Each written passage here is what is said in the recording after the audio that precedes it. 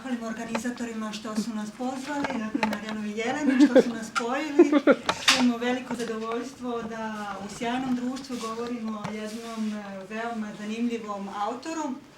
Film koji ste vidjeli u suštini na vrlo dobar način ilustruje i ono o čemu je pisao, način na koji je doživljavao život, svijet, muzika koja je prisutna i način režije također dosta govore o stilu samog Thomasa Bernharda.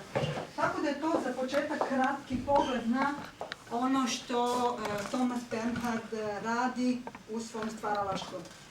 Dakle, tema je Thomas Bernhard, društvo u kome ću večeras da govorim o njemu jeste dakle, koleginica Bojana Denić, koleginica Maja Pelević i moj kolega sa univerziteta, dakle, Paul Gruber.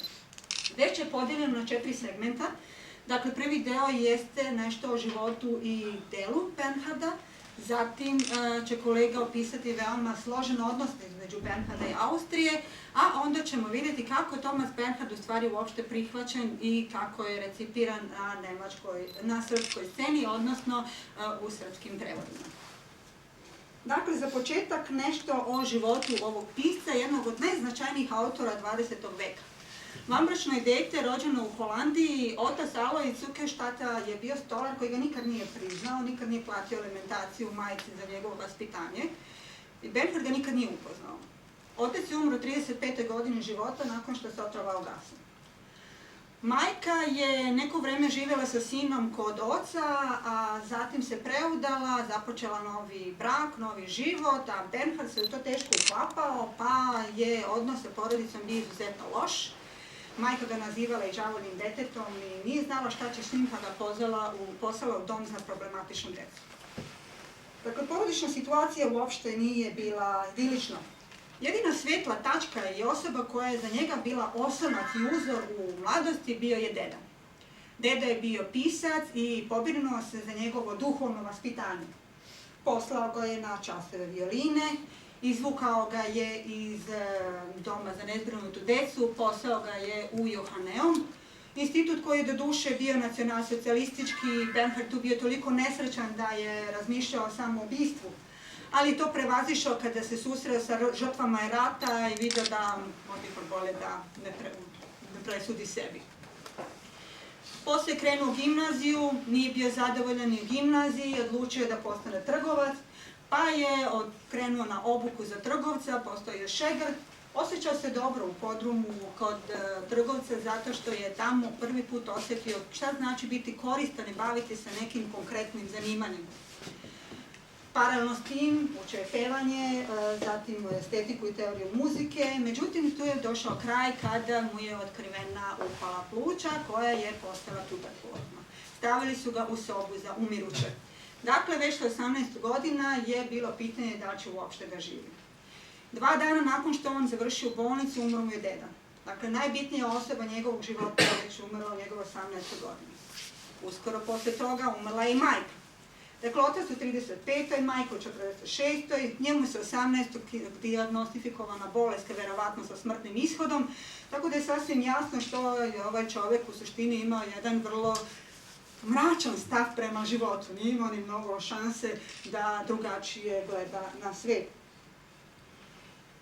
2 godine, dakle u 2 navrata, proveo je u klinici sa plućne bolesti u Grafenhofu i taj period od 8. do 18. godine života opisao je svojim autobiografskim spisima.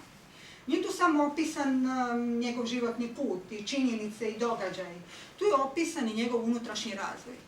Vidimo momente kada je on odlučio da odustane od građanskog obrazovanja jer mu nije odgovaralo, jer ga je sputavalo i on se osjećao frustriran zbog takvog načina života.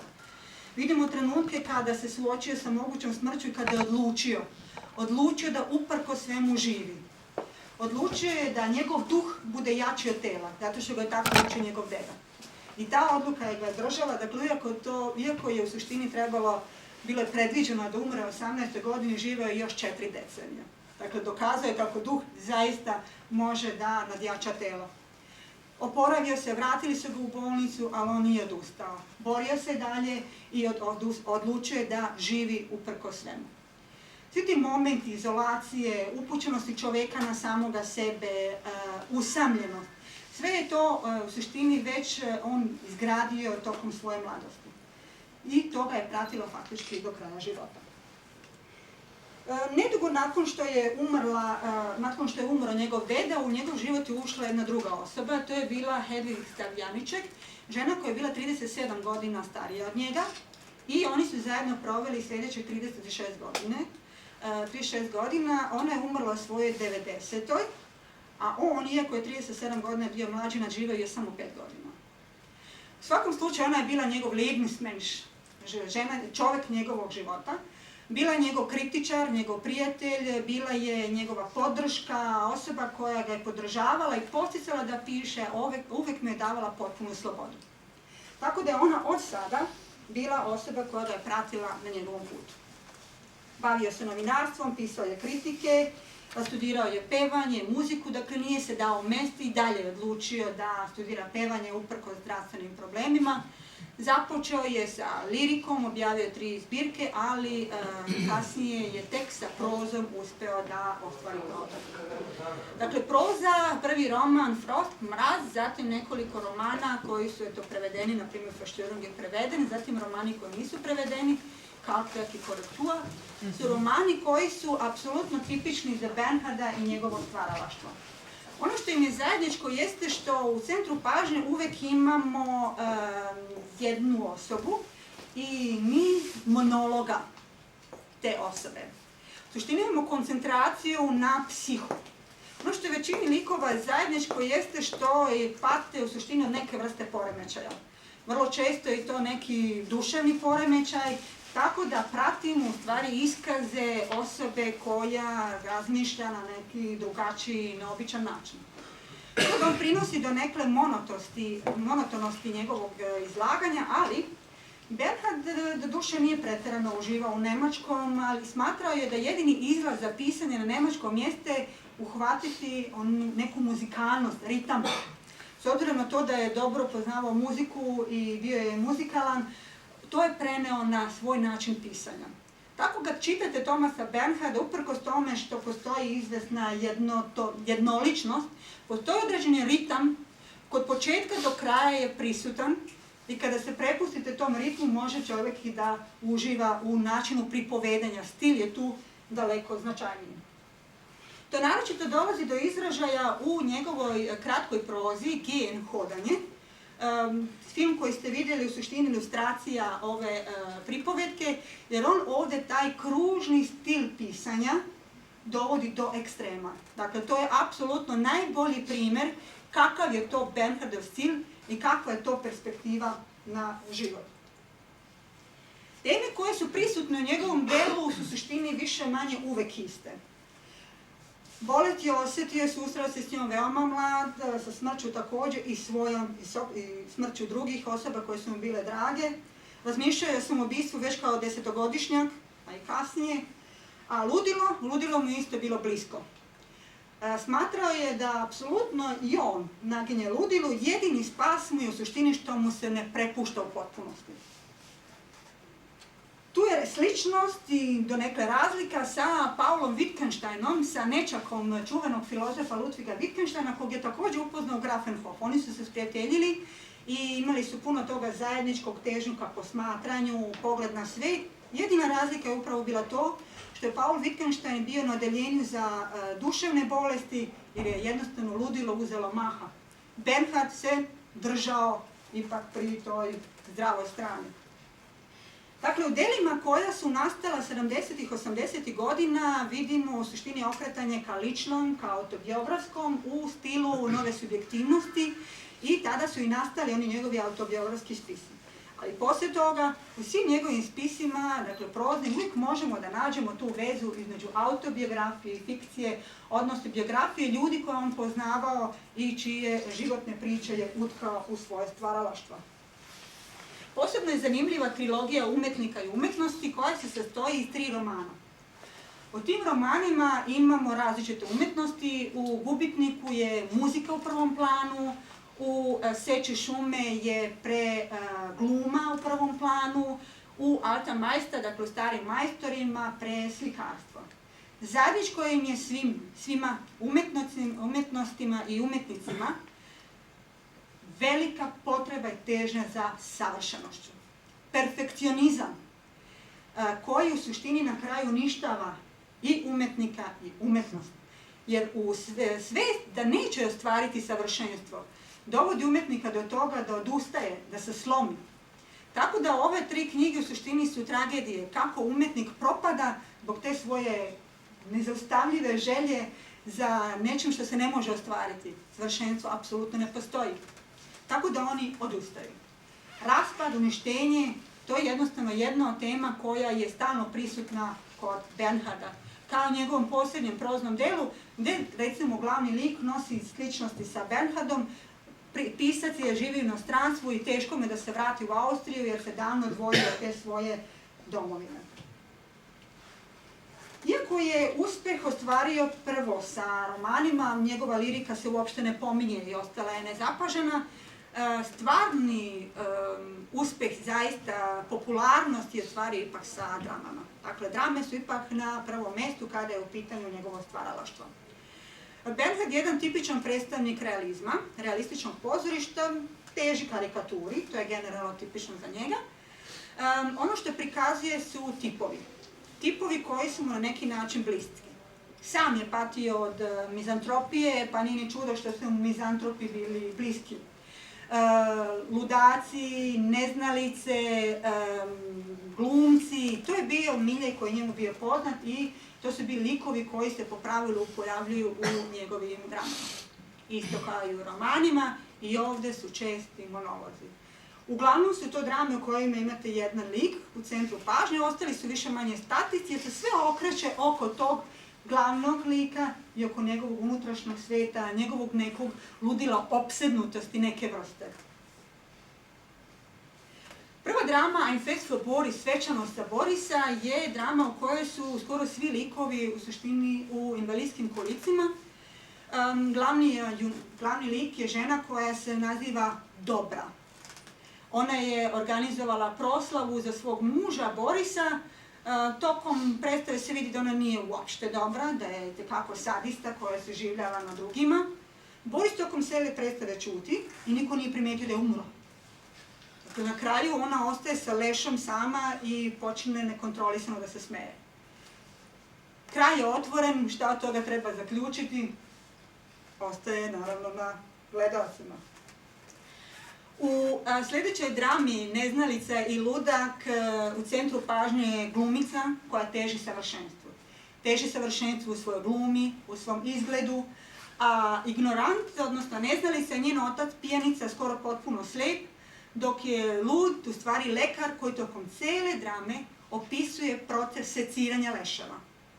I kaže da jedino što u suštini je spas i rešenje jeste umetnost koja treba da teži veštačkom, tu jedino čovjek može da pobegne od prirode i od svega. I tu je ta glumica u suštini uzor, odnosno primer kako može umetnost da pobedi prirodu i da bude iznad nje. Međutim, do kraja scene, do kraja drame vidimo da glumica se više kašlje, da je bolesna, tako da je nju itekako priroda stigla, tako da priroda opet na kraju odnosi prevagu. Werfer Besserer, svetopopravitelj, je dobio nagradu zato što je napisao traktat o popravljanju sveta, a rešenje je jednostavno, sve treba uništiti. Tako da ovaj pesimističan lik dobije u stvari nagradu zato što univerzitet koji mu je dao nagradu nije razumeo delo. U centru pažnje je dakle osoba koja ipak želi priznanje, zato je tu. S druge strane, to je čovek koji je već u godinama, telo propada, ali duh je još živ. I to je isto tako jedna od čestih tema Thomasa Bernharda, ne čudi zašto ako se uzme već i njegovo detinjstvo i mladost. Dakle, uvek taj konflikt između duha koji je snažan i tela koje propada.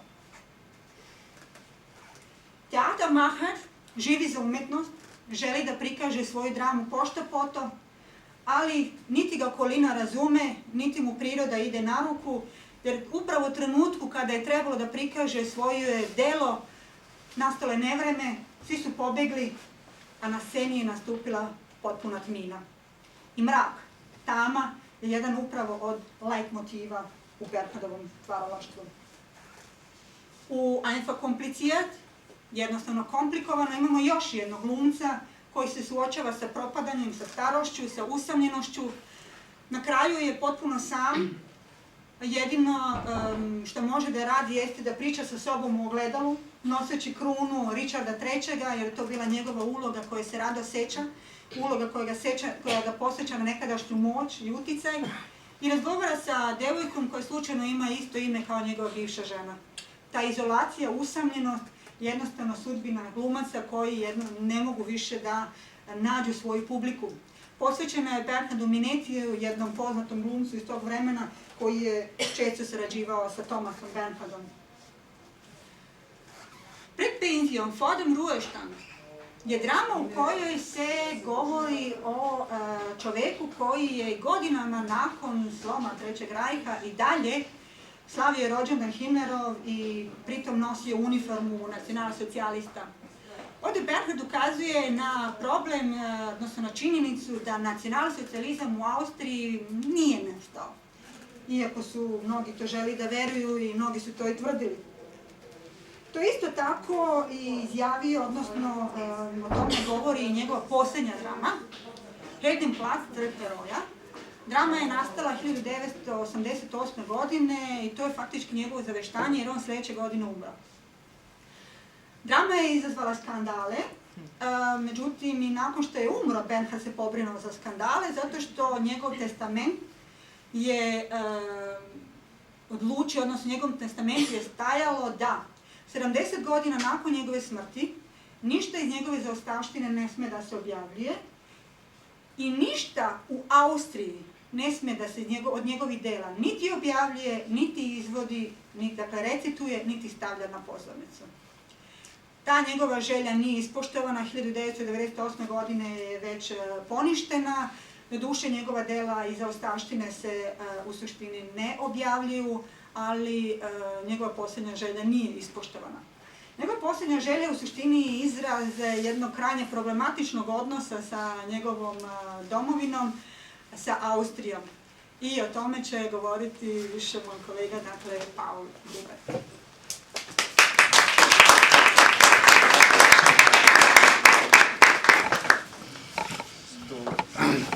Ja bih prvo hteo da se zahvalim na pozivu. Izuzetno mi je drago što mogu da nešto izlažem o odnosu Thomasa Bernharda i Austrije. Mislim da je nama svima lakše kad ja to čitam. Dakle, ja sam razmislio o tome u kojim dimenzijama se odnos između Thomasa Bernharda i Austrije odlikuje i pronašao sam 3 dimenzije. Prva dimenzija se odnosi na pitanje šta je to takozvano austrijsko u Bernhardovom pisanju. Druga dimenzija, to je već ovaj slajd, hvala. Druga dimenzija se bavi pitanjem kako je Austrija prikazana u Bernhardovim književnim kao i u njegovim neknjiževnim iskazima. A treća dimenzija se bavi reakcijama austrijske javnosti na Bernhardove izjave u Austriji. I u književnim i u neknjiževnim iskazima. Dakle, možemo na sljedeći slajd, hvala. Znači, prva dimenzija. Thomas Bernhard je ušao u istoriju austrijske književnosti kao jedan od najoštrijih i najbeskompromisnijih kritičara Austrije, ali ne kao jedini.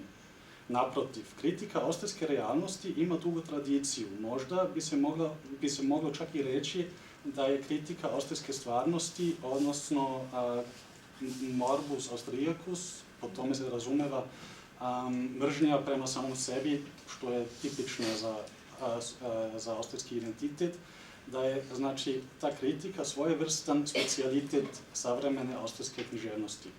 Međutim, u Bernhardovom slučaju ističu se i intenzitet kritike i intenzitet reakcije na nju.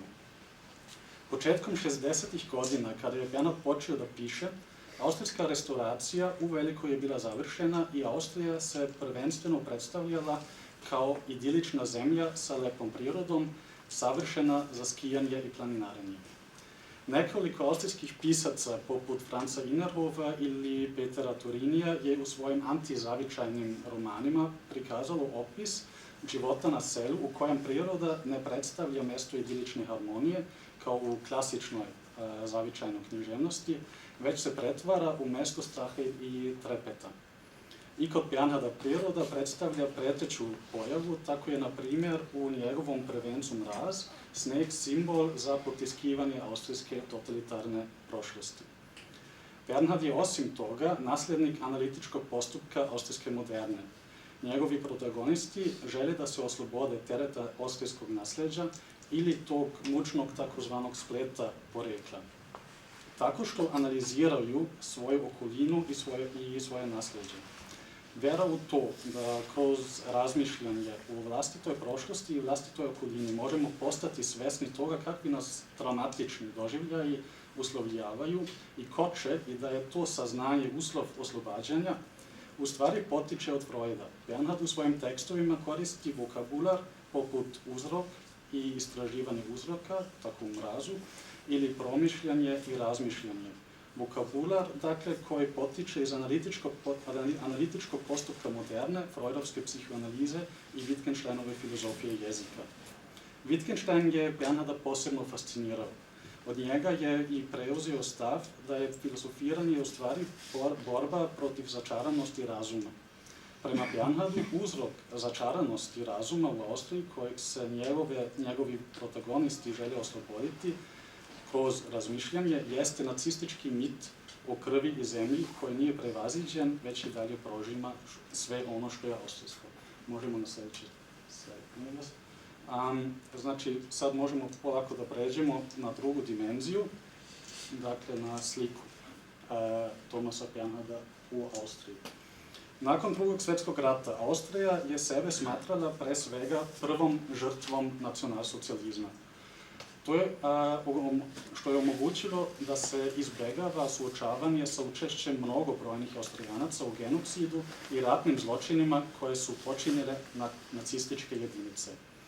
Osnov takvog tumačenja vlastite uloge bila je samovoljna austrijska interpretacija Moskovske deklaracije iz 1943. godine, prema kojoj su saveznici saglasni da je Austrija bila prva žrtva nacističke agresije, ali da to ipak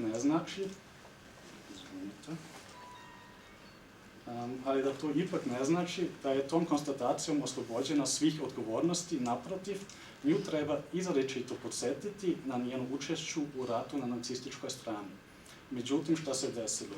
U austrijskoj javnosti te u političkom diskursu ta poruka je ubrzo bila skraćena samo na segment žrtve Trećeg rajha, odnosno iskrivljena.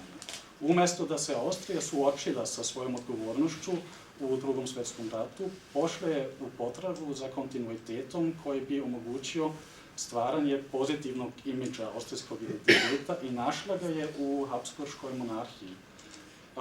To je na kraju krajeva onda vodilo do revitalizacije nostalgije za dvojnom monarhijom.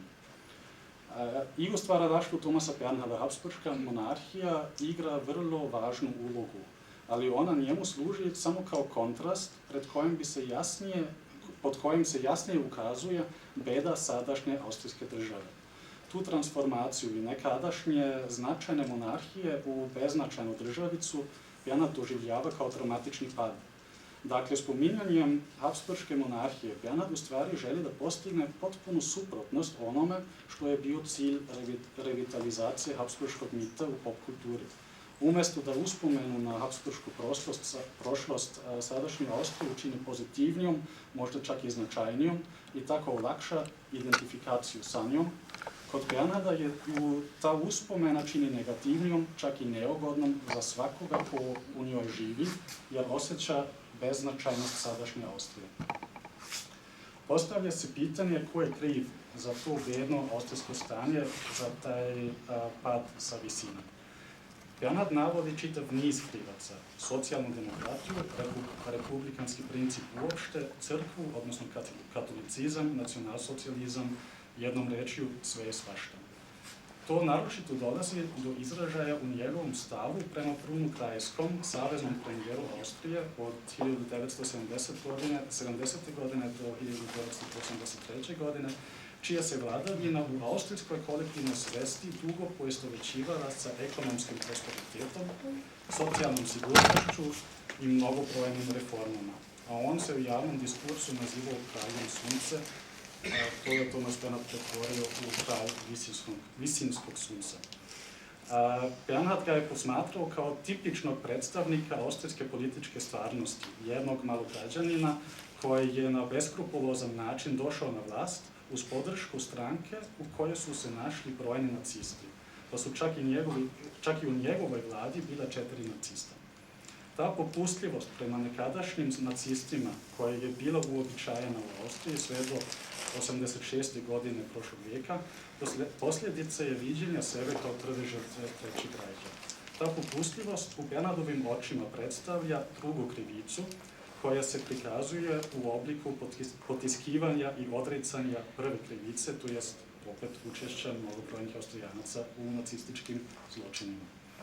Poricanje prve krivice koja onemogućava prevazilaženje nacizma i dozvoljava da i on i dalje deluje na najubedljiviji način je Bernhard oslikao u prvom delu svoje autobiografije. Internat koji su za vreme Drugog svjetskog rata vodili nacisti, nakon završetka rata je preuzela katolička crkva, ali vaspitne mere su ostale iste. Suštinski se ništa nije promenilo. Samo je umjesto kukastog krsta na zid stavljen katolički križ, ali ipak su iza njega još uvijek vidljivi obrazci kukastog krsta.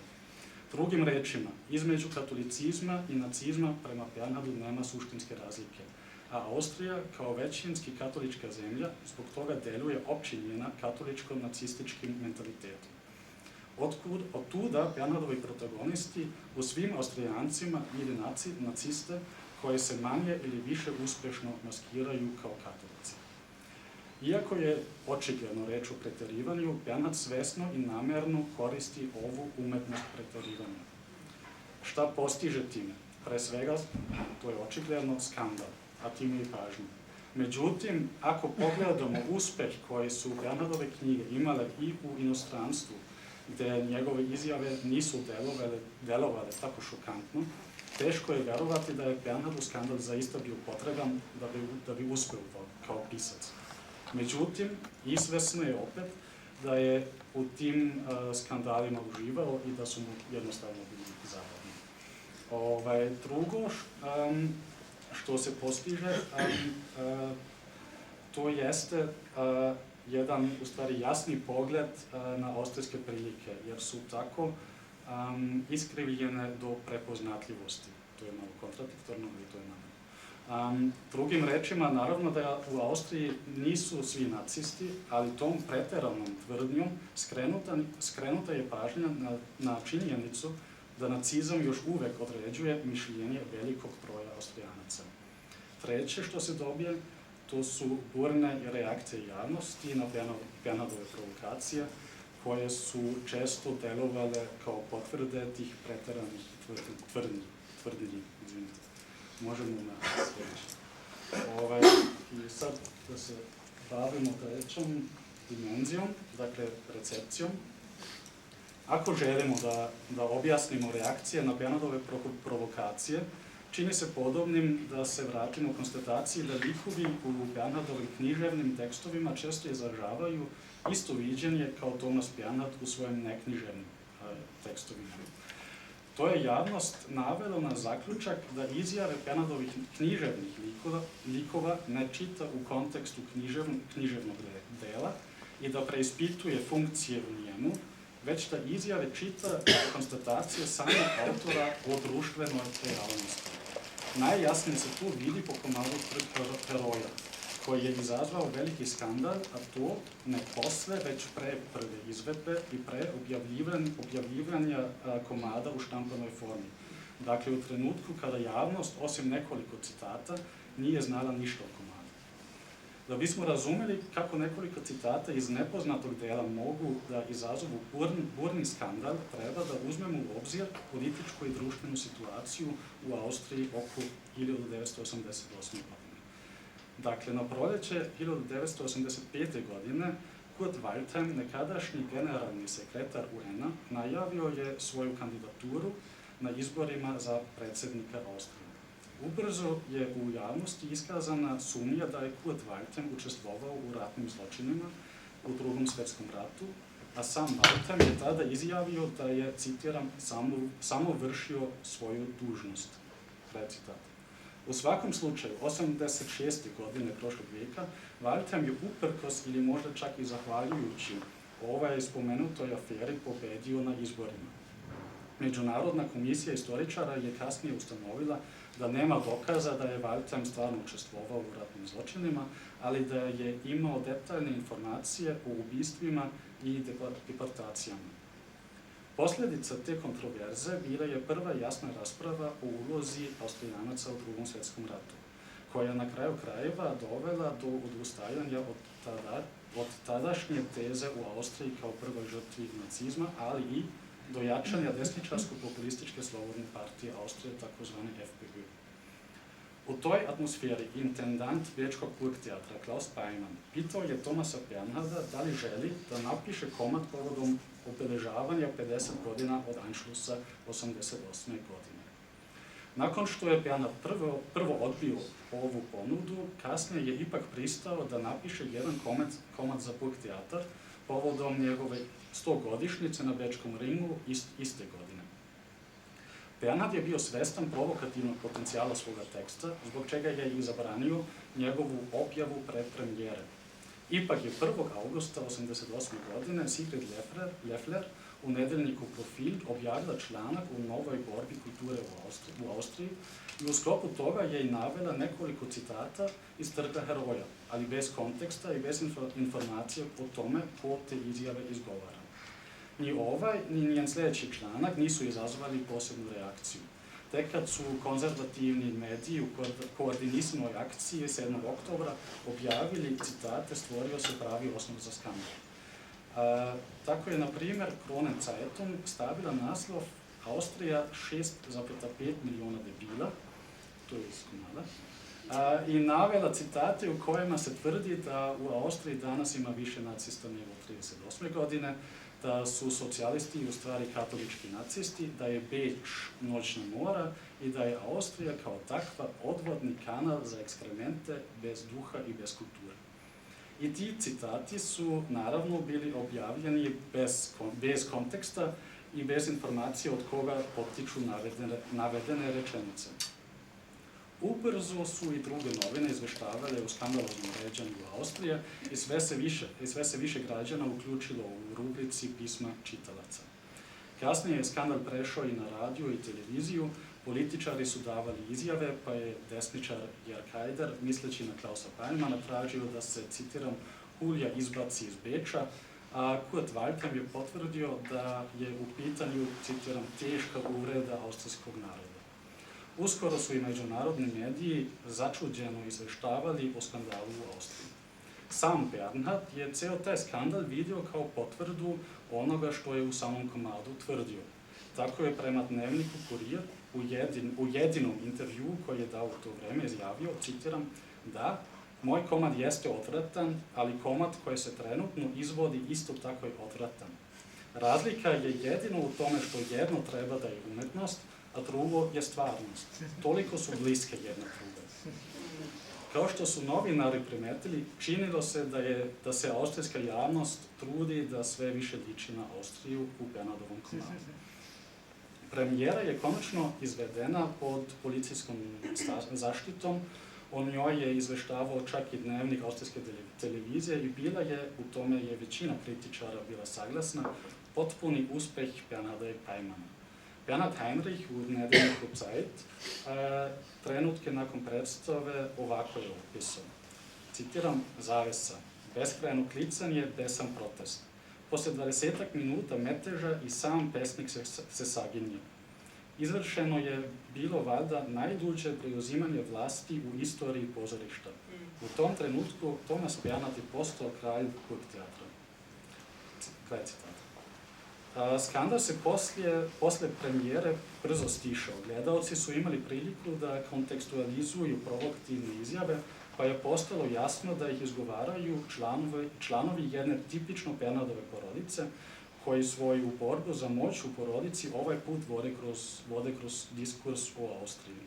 Osim toga, gledalci su saznali da su svi članovi porodice Schuster bar jednom bili u ludnici am Steinhof, dakle, radi se o duševno zbunjenim ljudima, a ne o ljudima koji govore istinu. Tako da sam komad i ne daje nikakve odgovore, već postavlja pitanja vezana za nužnost i opasnost pamćenja, kao i za već spomenutu drugu krivicu, to jest potiskivanje odgovornosti. Samo zahvaljujući činjenici da je tek posle 86. godine prošlog vijeka pitanje druge krivice dospelo u širu javnost, komad je mogao da razvije svoju provokativnu moć. Danas je navedena krivica uveliko prihvaćena. Zbog toga komad Trg heroja, kao i drugi tekstovi Thomasa Bernharda, više ne mogu toliko da isprovociraju. Njihove poruke su postale deo istorije. Šta više, Austrija se posle Bernhardove smrti 12. februara 1988. godine kitila ovim piscem, što se, na primjer, vidi po tome da je društvo Thomasa Bernharda danas uveliko subvencionisano državnim sredstvima. Da li bi to Thomasu Bernhardu bilo trago, to se može sumnjati, pogotovo u svetlu njegovog testamenta. Hvala na pažnju.